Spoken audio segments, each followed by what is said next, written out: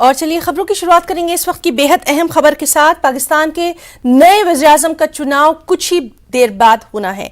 इमरान खान की जमात पीटीआई ने वज़ीर-ए-आज़म के इंतखाब के अमल के बाइकआउट करने का ऐलान कर दिया है। अब वज़ीर-ए-आज़म के ओहदे के लिए मुत्तहिदा अपोजिशन शहबाज शरीफ वाहिद उम्मीदवार हैं। पाकिस्तान तहरीक इंसाफ ने शाह महमूद कुरैशी को वज़ीर-ए-आज़म के ओहदे के लिए नामजद किया था, ताहम अब पीटीआई ने वज़ीर-ए-आज़म के इंतखाब के ही बाइकआउट का ऐलान कर दिया है। पीटीआई रहनुमा फवाद चौधरी ने तस्दीक की कि तहरीक इंसाफ ने वज़ीर-ए-आज़म के इंतखाब के अमल के बाइकआउट का ऐलान किया है और पीटीआई कायद-ए-ऐवान के इंतखाबी अमल में हिस्सा नहीं लेगी।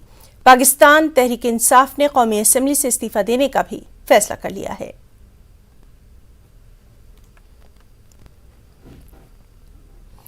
तेलंगाना में धान की पैदावार का हर दाना खरीदने का मुतालबा करते हुए टीआरएस पार्टी का दिल्ली में एक रोजा महाधरना जारी है। वज़ीर-ए-आला केसीआर की क़यादत में मुनक़्क़िदा महाधरने में टीआरएस पार्टी के एमपीज, एमएलएज, एमएलसीज, वुज़रा, मंडल परिषद अराकीन, कॉरपोरेशन सुदूर और दीगर शरीक हैं। टीआरएस लीडरों ने धान की खरीदारी में तेलंगाना के साथ सौतेला सलूक करने वाली मरकज की बीजेपी हुकूमत पर सख्त तनकीद की है। भारतीय किसान यूनियन के लीडर राकेश टिकैत ने भी इस महाधरने की तायद की है। क्या पाप किया तेलंगाना के किसानों ने? धान उगाना ही पाप था। भारत के प्रधानमंत्री नरेंद्र मोदी जी को मैं चेतावनी देना चाहता हूं कि आप चाहे किसी से भी खिलवाड़ कर सकते हो, लेकिन किसानों से नहीं। भारत का इतिहास बताता है, जहां भी कष्ट पाकर किसानों के आंखों से पानी निकले, वहां की सरकार जरूर सत्ता से बाहर निकले। ये शक्ति हमारे देश के किसान में है। सत्ता में कोई परमानेंट नहीं है, लेकिन जब आप सत्ता पे हो, उस नशा में होश खो जाके आप और आपके मंत्री दूसरे मंत्रियों के साथ, राज्यों के मंत्रियों के साथ, किसानों के साथ एक अपमानित रूप से व्यवहार करे, ये बिल्कुल हमें स्वीकार नहीं है। इतना बड़ा केंद्र का सरकार, इतने बड़े बड़े बातें करने वाले प्रधानमंत्री, तेलंगाना एक छोटा सा राज्य है, वहां के किसान का पैदावारी धान खरीदने के लिए केंद्र सरकार के पास या धन नहीं या नरेंद्र मोदी जी का मन नहीं। क्या नहीं? धन नहीं कि मन नहीं? तेलंगाना तो आपको वोट चाहिए, दान नहीं चाहिए। तेलंगाना से सीट चाहिए, लेकिन दान नहीं चाहिए। यह आपका षड्यंत्र है, यह राजनीति है। जब आवाज उठा के मांग करे तो उल्टा आपके भाजपा को हैदराबाद में धरना पे बैठाए, शर्म कर। हमारे साथ हैं टीआरएस के प्रवक्ता श्रीधर रेड्डी साहब। आज सीएम ने खास तौर से एक अल्टीमेटम दिया है 24 घंटे का, तो क्या कैसे देखते हैं इसको? नहीं, हमारा एक ही डिमांड है, तेलंगाना का डिमांड है, जो आपने हमारे आदरणीय मुख्यमंत्री साहब बोले, हमारा धान खरीदो। जैसा आप पंजाब में खरीद रहा है, जैसा आप में हरियाणा में खरीद रहा है, तेलंगाना के भी धान खरीदो बिना कुछ कंडीशन के।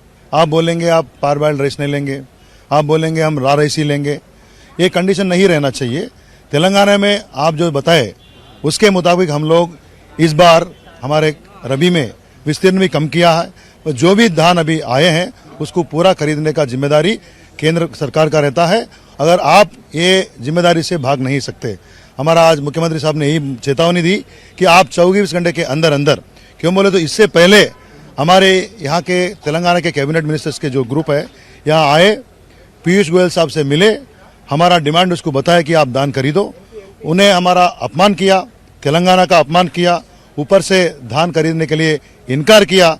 आज पूरे तेलंगाना के जनप्रतिनिधि जो भी है, ये किसान की समस्या लेकर, ये धान का खरीदी की समस्या लेकर यहाँ पर हमारे एमएलएस, एमपीस और जितने भी राज्य के प्रजाप्रतिनिधि है, सभी लोग यहाँ पर मौजूद थे। सबके सामने आप यहाँ पर तमाम लोग थे। हमने देखा राकेश टिकैत भी थे, जो किसान आंदोलन का एक बड़ा चेहरा रह चुके हैं। अभी एमएसपी को लेकर के वो लोग दबाव भी बना रहे हैं, तो क्या जो एमएसपी रहेगी, जो चीजें रहेंगी, उसको आप लोग कैसे देखते हैं? क्या अब तक जिस तरह दिल्ली में आंदोलन हुआ, तो क्या फिर कोई नया आंदोलन होने जा रहा है?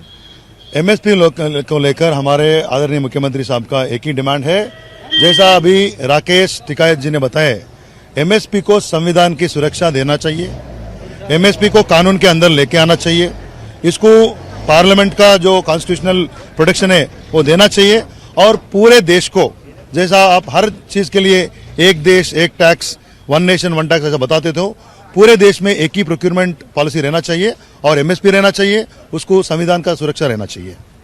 क्या अगर सरकार 24 घंटे में फैसला नहीं लेती है तो क्या टीआरएस इस मामले पर अब क्या दिल्ली में आंदोलन करने जा रही है, तेलंगाना में आंदोलन करने जा रही है? देखिए, तेलंगाना बना वो आंदोलन के प्रति, हम 60 साल तेलंगाना के लिए लड़े हैं। केसीआर साहब के नेतृत्व में 14 साल हम जमेदार लड़ाई करके तेलंगाना हासिल किए हैं। एजिटेशन आंदोलन तेलंगाना के लिए नहीं है।